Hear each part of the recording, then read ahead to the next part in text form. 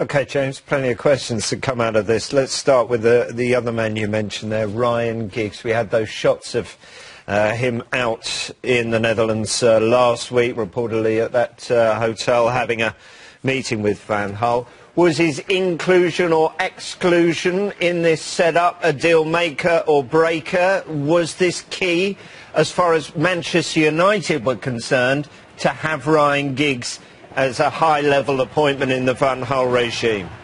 I don't think it was a deal breaker, but I do think it was something they were very, very intent on. I think it was perhaps a stipulation. I think it was something that they wanted to discuss at length with Louis Van Gaal. I think clearly he had his plans perhaps initially to bring Patrick Kluivert in. I think probably having met Ryan Giggs and chatted to him and probably had a look at the sort of esteem that he's held in world football, I think all those things together probably changed Louis Van Gaal's mind a little bit. And as I said, I think it's going to make life easier rather than more difficult, having someone who knows how the club works and the inside and the out. What we don't know, of course, in the statement is how many other staff are being retained as well, whether Phil Neville had the role, whether Chris Wood continues at Manchester United, the two survivors, if you like, of the David Moyes era. But I think Manchester United as a club dearly wanted Ryan Giggs to be part of going forward, and I think in the 4 games as Manchester United manager, 3 victories and of course a defeat, I think he proved himself as somebody that the players could warm to, and that someone perhaps with a bit more experience alongside someone like Louis Van Gaal could really blossom into somebody who could be considered as real management material further down the line. That sort of progression from Van Gaal then to Ryan Giggs very much in their mind. He's 62 years old, isn't he? He tends to spend between 3 and 4 years at a club. The only exception, that first spell at Ajax when he stayed for 6 years.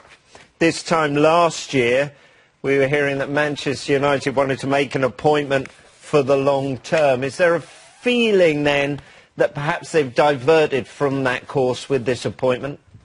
I think a little. I think if you look at many of the elite clubs in Europe, and Manchester United is certainly among them, there's been a difference there, of course, because Sir Alex Ferguson was at the helm for 26 years. That is the blip rather than what we're having at the moment. And I think, you look at Manchester City, you look at AC Milan, Real Madrid, all around Europe, they have managers that stay maybe for 2 or 3 seasons. And I think perhaps Manchester United have realised this and are moving perhaps with the times and realising that someone like Louis Van Gaal, as you said yourself, won't be here for sort of 6, 7 years, might be here for 3 years, but it's the perfect length of time for Manchester United to groom someone like Ryan Giggs. But I think the key thing here is that, he has to mind a big transformation on the pitch for Manchester United. There will be departures of key names. We've seen that already with the likes of Rio Ferdinand and Man Utd. There'll be more of those, but there will be more inclusions as well. And I think they needed to know, after the disastrous summer transfer campaign of last summer, that they could have someone who would actually ruffle a few feathers and bring some big names in. And Louis Van Gaal has the calibre to do that. He's known as a winner. He's pretty ruthless in his methods in the dressing room. He's not easy to get along with, but what he does is win trophies and transform football clubs. And I think you hear some of the comments about him from players, from other coaches who've managed alongside him. I think you'll realise that Manchester United have got one of the best in Louis Van Gaal as their new manager.